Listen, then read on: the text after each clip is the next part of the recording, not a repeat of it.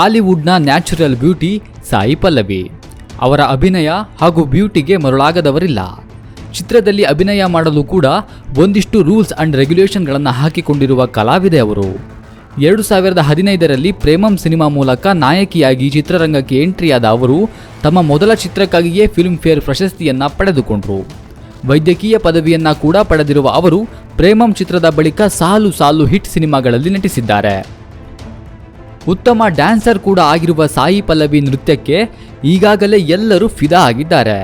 ಹಾಗೇನೆ ಸಿನಿಮಾದಲ್ಲಿಯೂ ತಮ್ಮ ನೈಜ ಸೌಂದರ್ಯದಿಂದಲೇ ಅಭಿಮಾನಿಗಳ ಮನಸ್ಸನ್ನ ಗೆದ್ದಿದ್ದಾರೆ. ಒಮ್ಮೆ ಸಾಯಿ ಪಲ್ಲವಿ, ನಾನು ಬ್ಯೂಟಿ ಪ್ರಾಡಕ್ಟ್ಗಳನ್ನು ಬಳಸುವುದಿಲ್ಲ, ನಿಮಗೆ ನಿಮ್ಮ ಮೇಲೆ ಹಾಗೂ ನಿಮ್ಮ ಬಣ್ಣದ ಮೇಲೆ ವಿಶ್ವಾಸವಿರಬೇಕು ಎಂದಿದ್ರು. ಅದರಂತೆ 2019ರಲ್ಲಿ 2 ಕೋಟಿಯ ಬ್ಯೂಟಿ ಫೇರ್ನೆಸ್ ಕ್ರೀಮ್ ಆ್ಯಡ್ ಒಂದನ್ನು ತಿರಸ್ಕರಿಸಿದ್ರು. ಈ ಮೂಲಕ ತಾವು ಆಡಿದ ಮಾತಿನಂತೆ ನಡೆದುಕೊಂಡಿದ್ರು. ಆದರೆ ಈಗ ಸಾಯಿ ಪಲ್ಲವಿಯವರ ಮಾತೊಂದು ದೇಶಾದ್ಯಂತ ತೀವ್ರ ಚರ್ಚೆಗೆ ಕಾರಣವಾಗಿದ್ದು ಪರ ವಿರೋಧಗಳು ವ್ಯಕ್ತವಾಗ್ತಾ ಇವೆ.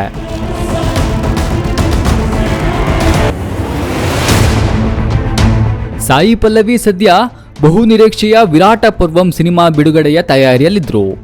ಈ ಸಿನಿಮಾದಲ್ಲಿ ಸಾಯಿ ಪಲ್ಲವಿ ವಿಭಿನ್ನ ಪಾತ್ರದಲ್ಲಿ ನಟಿಸಿದ್ದಾರೆ. ತೆಲುಗು ಸ್ಟಾರ್ ರಾಣಾ ದಗ್ಗುಬಾಟಿ ಕೂಡ ಪ್ರಮುಖ ಪಾತ್ರದಲ್ಲಿ ನಟಿಸಿದ್ದಾರೆ. ವಿರಾಟ ಪರ್ವಂ ಚಿತ್ರ ಜೂನ್ 17ರಂದು ಬಿಡುಗಡೆಗೆ ಸಿದ್ಧವಾಗಿತ್ತು. ಹಾಗಾಗಿ ಸಾಯಿ ಪಲ್ಲವಿ ಮತ್ತು ರಾಣಾ ದಗ್ಗುಬಾಟಿ ಪ್ರಮೋಷನ್ನಲ್ಲಿ ಬ್ಯುಸಿಯಾಗಿದ್ರು. ಸಾಯಿ ಪಲ್ಲವಿ ಸರಣಿ ಸಂದರ್ಶನಗಳನ್ನು ನೀಡ್ತಾ ಇದ್ರು. ಆದರೆ ಇತ್ತೀಚೆಗೆ ಸಂದರ್ಶನವೊಂದರಲ್ಲಿ ಸಾಯಿ ಪಲ್ಲವಿಯ ಕೆಲವು ಹೇಳಿಕೆಗಳು ಚರ್ಚೆಗೆ ಗ್ರಾಸವಾಗಿದೆ. ಹಾಗಿದ್ರೆ ಸಂದರ್ಶನದಲ್ಲಿ ವಿವಾದಕ್ಕೆ ಕಾರಣವಾಗುವಂತೆ ಸಾಯಿ ಪಲ್ಲವಿಯವರು ನೀಡಿದ ಹೇಳಿಕೆಯಾದ್ರೂ ಏನು?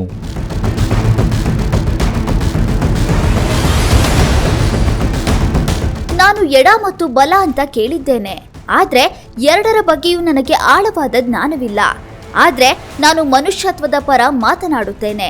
ನನ್ನ ಮನೆಯಲ್ಲಿ ಕಲಿಸಿದ್ದು ನ್ಯೂಟ್ರಲ್ ನಿಯಮ.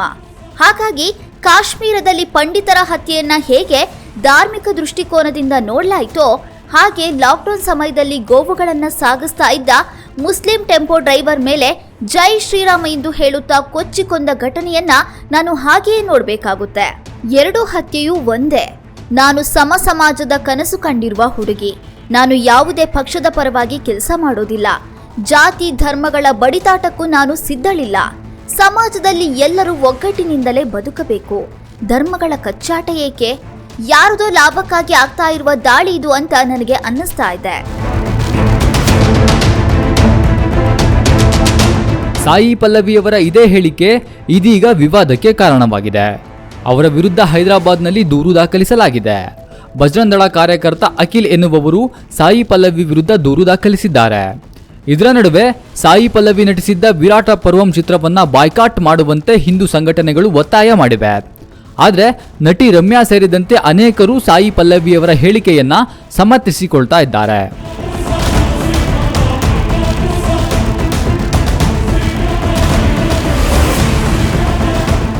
ತಮ್ಮ ಹೇಳಿಕೆ ವಿವಾದ ರೂಪವನ್ನ ಪಡೆದುಕೊಳ್ಳುತ್ತಿದ್ದಂತೆ ಸಾಯಿ ಪಲ್ಲವಿ ತಮ್ಮ ಹೇಳಿಕೆಯನ್ನ ಸಮರ್ಥಿಸಿಕೊಂಡು ಮಾತನಾಡಿ ವಿಡಿಯೋವೊಂದನ್ನು ಪೋಸ್ಟ್ ಮಾಡಿದ್ದಾರೆ.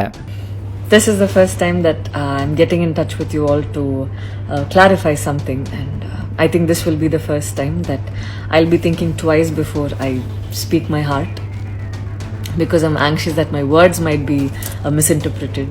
So forgive me if I take a while longer than usual to communicate my thoughts. And I'd like to do this in English.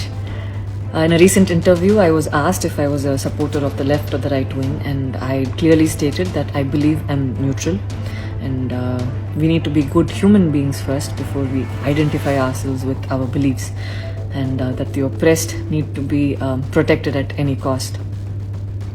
So further into the interview, I went on to elaborate on how I look at things, and I had quoted 2 references which had a huge impact on me, and which left me traumatized for days. In fact, after I watched the film The Kashmir Files, I had the opportunity to speak with the director, and this was 3 months ago.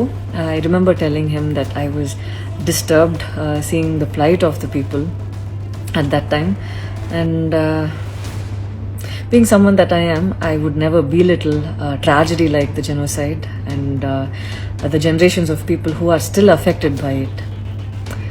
Having said that, I can never come to terms with the mob lynching incident that had taken place during our COVID times, because I remember seeing that video and being shaken for days. I believe that violence in any form is wrong, and violence in the name of any religion is a huge sin. So this is all that I wanted to, this is all that I intended to say, and that's all.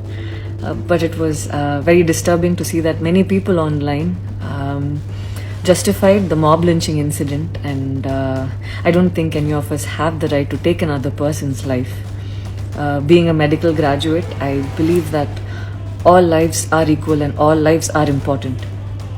I hope a day doesn't come when a child is born and he or she is scared of his or her identity, and I pray that we're not heading towards that, at least. See, 14 years of my life, my school life, I remember every day going to school and chanting, all Indians are my brothers and sisters, I love my country and I'm proud of its rich and varied heritage. So maybe it went so deep into my head, and we as children would never differentiated each other based on culture or caste or religion. So anytime I speak, it comes from a very neutral ground, and I was very surprised to see that whatever I had spoken was taken in a completely different way. And it was also very upsetting to see that a lot of prominent personalities and websites had carried a snippet from the previous interview that I had given, even without seeing the complete interview or the genuinity behind what was said. I would like to take this opportunity to thank the people who stood by me the last few days, because I remember feeling so alone and conflicted, wondering what I did wrong, and it was heartwarming to see that a lot of people raised their voice in support of me, and I felt like they knew me for who I am. So thank you so much for making me feel like I wasn't alone. So I wish you all happiness, peace and love. Sai Pallavi ತಮ್ಮ ಹೇಳಿಕೆ ಹಾಗೂ ನಿಲುವಿಗೆ ಬದ್ಧರಾಗಿದ್ದಾರೆ.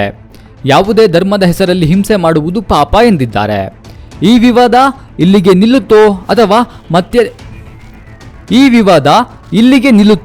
ಅಥವಾ ಮತ್ತಿನ್ಯಾವ ರೂಪವನ್ನು ಪಡೆದುಕೊಳ್ಳುತ್ತದೆಯೋ ಕಾದು ನೋಡಬೇಕು. ಅದೇನೇ ಇದ್ರೂ ನಿತ್ಯವೂ ಒಂದು ವಿವಾದ, ಗಲಭೆ, ಸಂಘರ್ಷಗಳಿಂದ ಜನರು ಮಾತ್ರ ಹೈರಾಣಾಗಿ ಹೋಗಿದ್ದಾರೆ. News room Kannada medium 24x7.